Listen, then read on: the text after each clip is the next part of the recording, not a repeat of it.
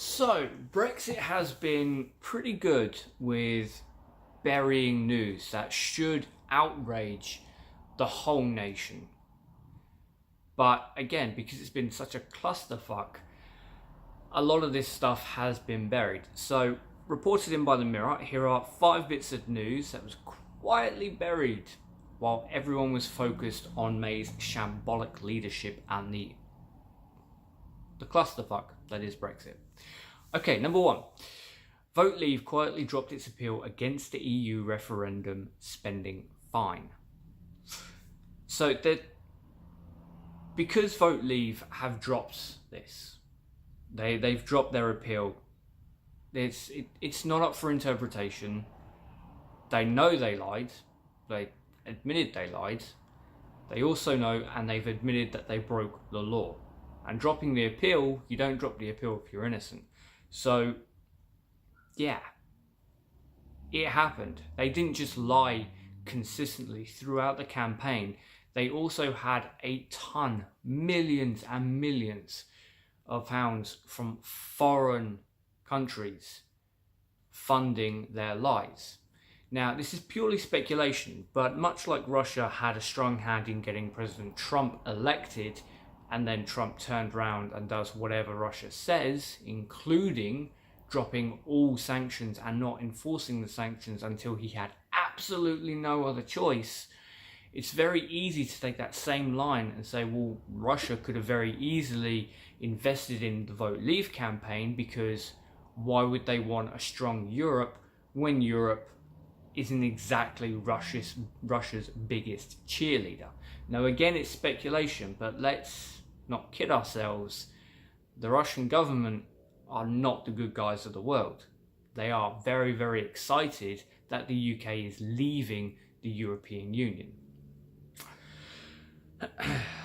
So yeah, Vote Leave has dropped its appeal for the £61,000 fine. Quite frankly, I don't think that fine is high enough, but hey ho.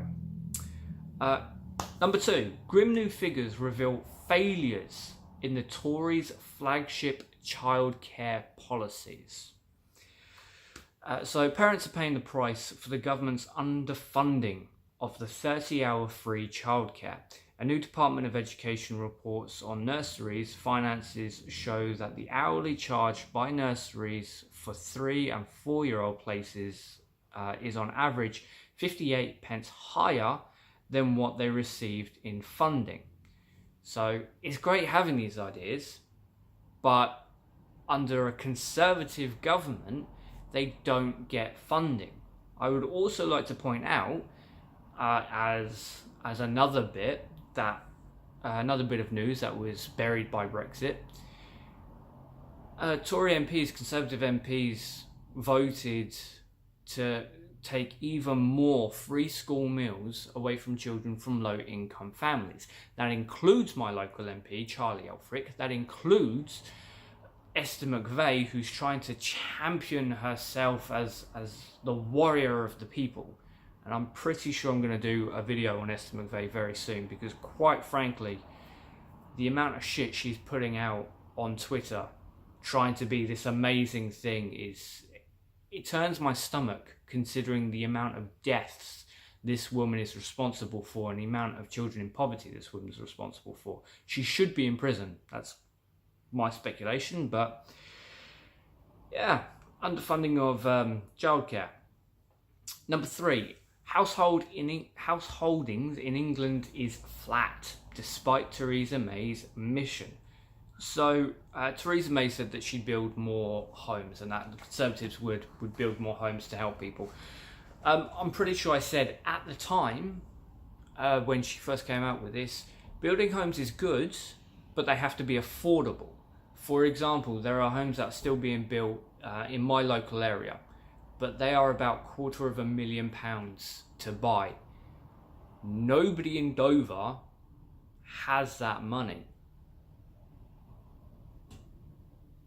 But again, this is something that was easy to tell because it's coming from a Conservative government. Yes, they might build homes, but they are going to be incredibly expensive and out of the price range of people who actually need new homes. That being said,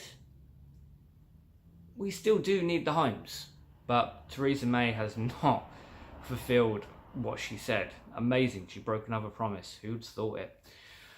Number 4, an aristocrat joined Parliament for life on the votes of 18 other aristocrats. So, an aristocrat has one House of Lords seat for life after winning an outrageous election with just 18 votes.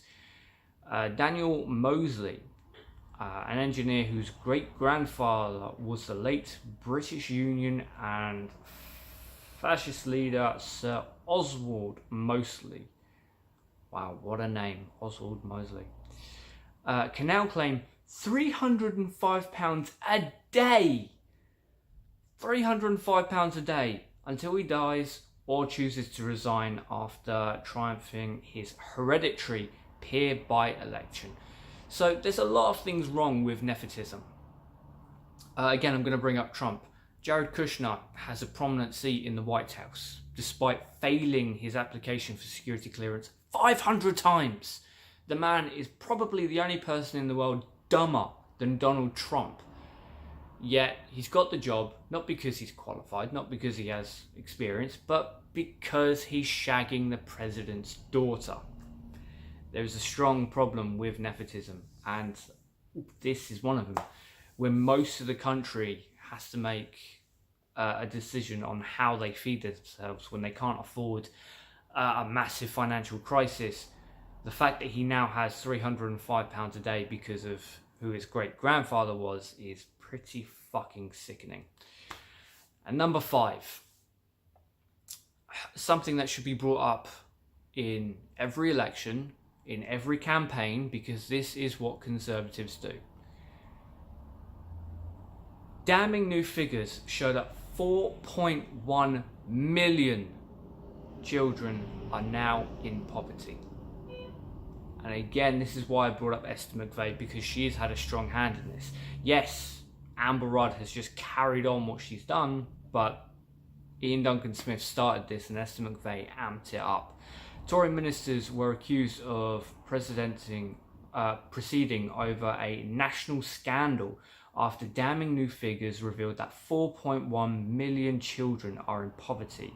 Stagnant wages and the cruel benefit freeze mean that huge total refusal to fail.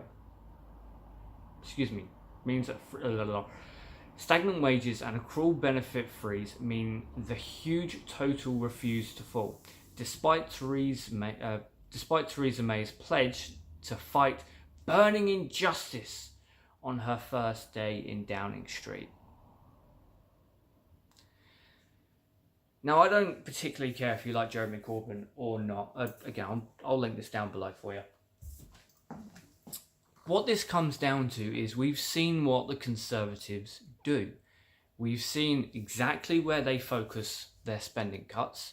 We've seen that they give the rich more tax breaks than anyone else. The fact that multi-millionaires and billionaires don't pay tax, or at best, don't pay tax that they should be paying, while we pay more. I paid more in tax than the Chancellor Philip Hammond, and I'm on less than 20k a year.